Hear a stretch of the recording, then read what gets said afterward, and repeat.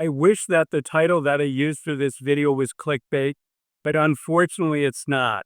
It really is a coin toss for all of us, about 50-50, whether we get to decide what age we retire or somebody else tells us, hey, it's time to retire now. And if somebody tells you that 2, 3, 4 years before you were planning on retiring, that can be devastating. So in today's video, I want to talk about why this happens and, more importantly, what we can do to protect ourselves. So if it does happen to us, remember it's a 50-50 odds. So it really is a coin toss whether we get to decide when we retire. So let's go for a walk. I'm on this beautiful beach here in Costa Rica, and let's talk about why this happens and how to protect ourselves. So why does it happen? It's simply, in some cases, people's health doesn't hold up and they have to retire, or they have a child, an adult child with a health issue, or an aging parent. A company goes through a downsizing, or, a company isn't playing by the rules and they think, I can get somebody to do your job less expensively than you. So they're not supposed to do that, but we all know it does happen. So given that, how do we protect ourselves? And I think rule number one, and it's super hard to do, but we all need to plan on reaching our financial goals 5 years early.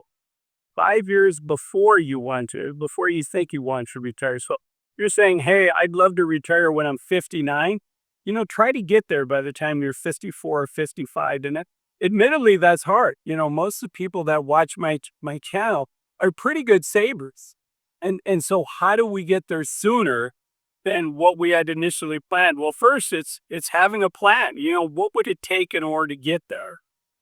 Both from a saving and investing standpoint, but also, what does retirement look like for you? What does that cost, and what are the trade-offs that you're willing to do? So I think first, everybody's retirement plan should be their ideal plan. If we're going to set a goal, let's set a goal that, we want to be able to do fun things like this. The number one activity for retirees, you're going to be shocked, it's not the retirement I want, but it's the default for a lot of us if we don't plan ahead of time. And that is watching a lot of television, like 35 or 40 hours a week of television. And that's not good on several fronts. It's not good for your mental attitude. It's not good for your physical conditioning, staying fit. So, what is your ideal? What gets you excited to retire? What does that life look like? And that's the goal. Now, what's the notch down from that? If something were to happen, okay, maybe instead of spoiling yourself with a nicer trip once or twice a year, you go somewhere else that's not as expensive. Or you stay in 3-star hotels instead of 4-star hotels on vacation. Or, whatever that is, you hold on to your cars 2 more years. What are the trade-offs that wouldn't feel too sacrificial to you?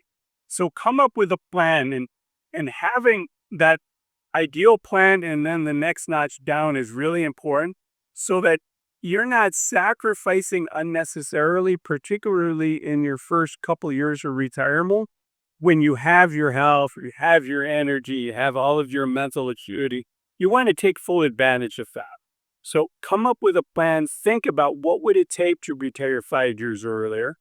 And if that doesn't happen, and for half of us it won't happen, then we set ourselves up for an even nicer retirement. It's even easier to have that high standard of retirement, that dream retirement, if we don't have to be let go. But we don't have to retire early. The other thing is, make sure that you're keeping up on your skill sets. Right now, AI is taking off. Like, when I graduated from business school, the internet was taking off for the first time.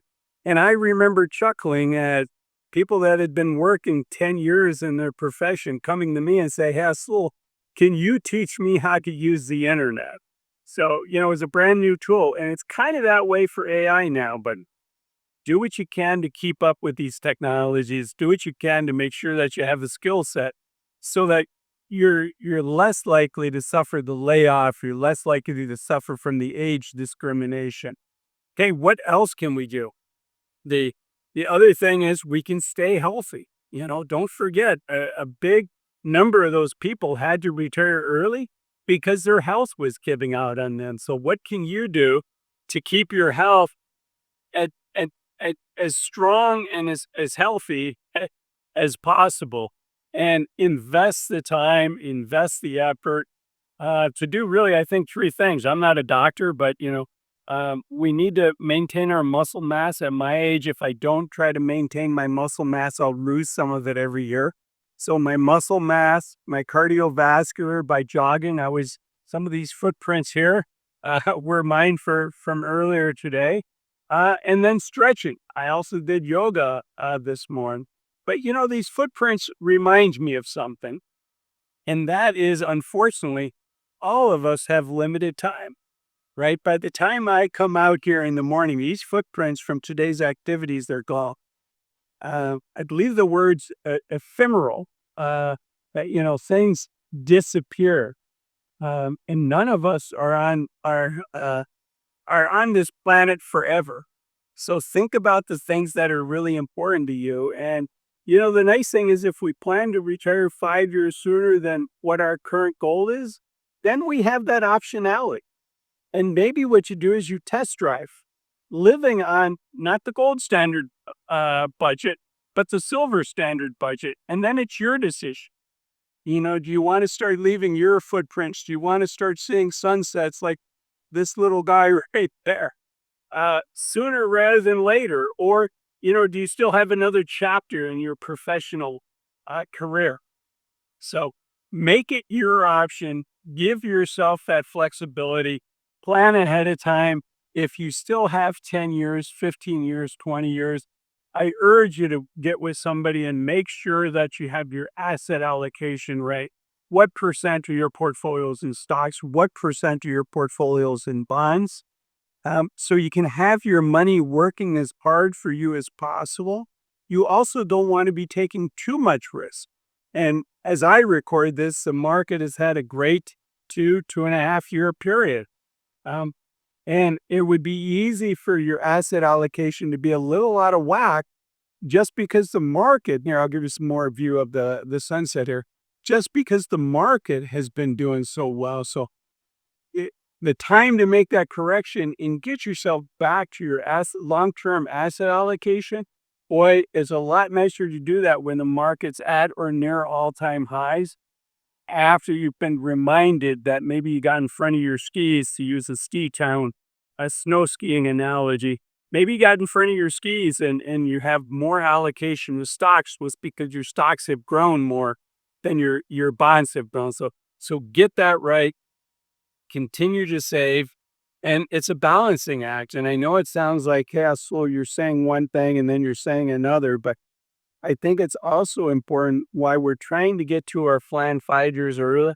Also remind yourself that it's hard to go from switch from being a saver to a spender. So give yourself some time before you retire to get used to spending that money, because it was one of my big surprises in my first 6 months of retirement is I knew it here, but I could feel it here when I stopped getting my paycheck. And it kind of took my breath away a little bit, getting used to that and starting to spend money. So if you enjoyed this video, YouTube says you'll enjoy this video as well. The algorithm picked it out for you. Let me know how it did. I'll see you in the next one. Thanks for watching this one. Have a great day. Bye-bye.